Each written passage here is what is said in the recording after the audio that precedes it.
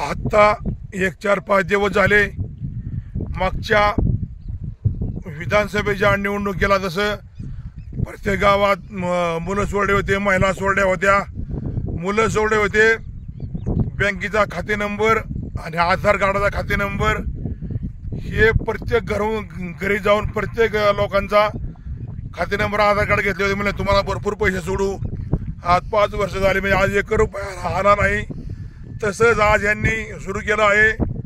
प्रत्येक गावात 4-5 महिलांना 10-12 हजार रुपये पगार देऊ म्हणले आहेत, कायमस्वरूपी देऊ म्हणले आहेत.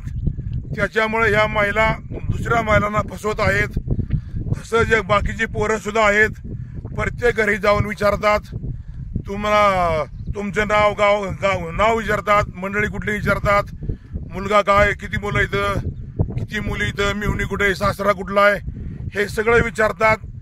त्यांना तुम्ही काही सांगू नका. जर तुम्ही सांगितलं तर तुमच्या मुलाची, मुलीची, मिळवणीची, सासऱ्याची 100% नोकरी केली म्हणून सांगा. त्याच्यामुळे मी तुम्हाला सर्व शेतकऱ्यांना, गोरगरिबांना हात जोडून विनंती करतो. तुम्ही अजिबात त्या नवीन कोणी आलं तर त्याला तुम्ही काही सांगू नका.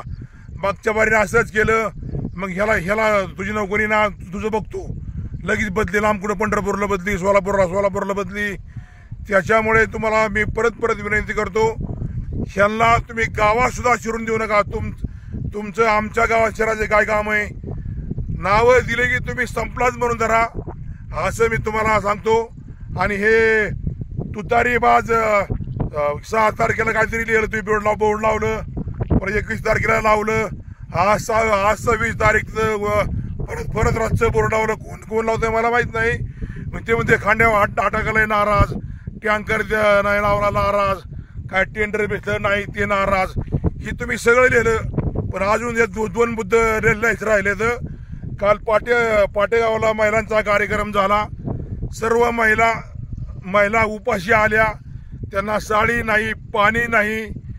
जे एक चपातीने काय भाजी उलची लाडू दिलता, त्याचा वास सुटला होता. हे एक तुमच्या त्या बोर्डावर टाकायचं राहिलं. आणि मागच्या पंचवार्षिकपर्यंत आज 5 वर्ष झाले, किती लोकांच्या नोकऱ्या घालवल्या, किती लोकांच्या बदल्या केल्या, हे एक त्याच्यामध्ये टाकायचं राहिलं आहे. आणि तुमची दादागिरी एक त्यात टाकायचं राहिलं आहे. बाकीचा महिना सगळा बरोबर आहे, पण या 2-3 मुद्दे त्यात टाकायचे राहिले आहेत, त्यात टाकायला पाहिजे होते. आणि काल जे पाटेगावून महिला माघारी आल्या, त्या काय म्हणतात ते मी सांगत नाही. ते त्यांचे तुम्ही ऐकायचं काय म्हणतात. ती पेपर दिला, छत्री दिली, आणि पेपर कुठं घालायचं म्हणलं ते मी नाही सांगत. लोकांनी हेडे बघितलं असणार आहे. अशी महिलांची तुम्ही हाल केले. 8-9 तालुक्यातून तुम्ही महिला बोलिवल्या, तुम्हाला नियोजन करता आलं नाही. आता लोकांना खरंच कळलं आहे नेमका सुपारीबाज कोण आहे. बाहेरून येऊन कोण येते मला माहित नाही. बाहेरून येऊन रातचं बोर्ड लावतात, रातच्या 12 बोर्ड लावतात, आणि या खर्चाच्या लोकांना दम देतात. हे योग्य आहे का?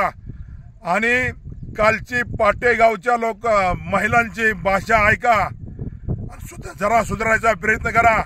आणि तुम्हालाच मी भाषण करतोय ना, तुम्हालाच काय बोलतोय ते मी काय बोलतोय काहीच कळत नव्हतं. महिला सांगतात, मी गायला नव्हतो, महिला सांगतात. असं मी तुम्हाला सांगतो म्हणजे तुम्हाला सुधारायला सांगतो. आणि तुम्ही जे गावागावात मुलं लावलेत ना, तुमची कुठली मुलं मला माहित नाही, मुलं लावल्यात, मुलं मी स्वतः बघितले. आमच्या गावातलं बऱ्याच लोकांना तुमच्या घरी आलती, आमच्या घरी आलती.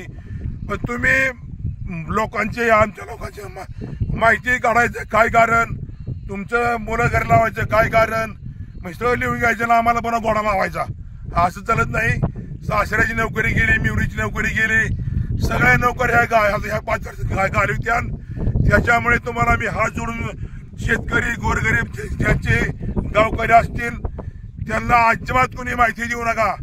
तुम्हाला मी हात जोडून विनंती करतो. हात जोडतो म्हणजे तुम्हाला तुमची मला कळकळ येते. मला नाही कोणी काय करू शकत.